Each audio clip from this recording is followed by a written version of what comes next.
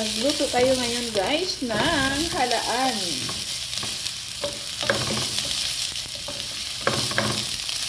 Yung ating ginger, i-brown lang natin siya konti.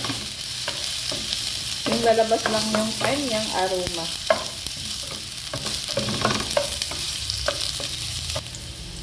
Then yung ating garlic.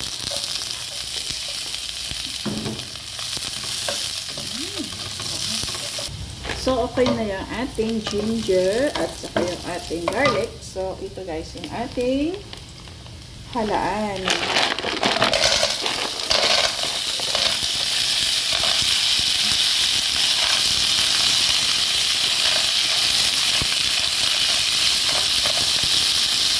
Mag-add ako ng cooking oil.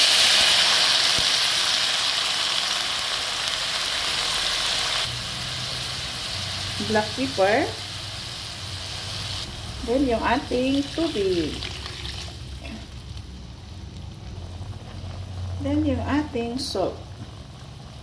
1 teaspoon. 1.5 teaspoon. Magdagdag ako ng salt. Okay na siya.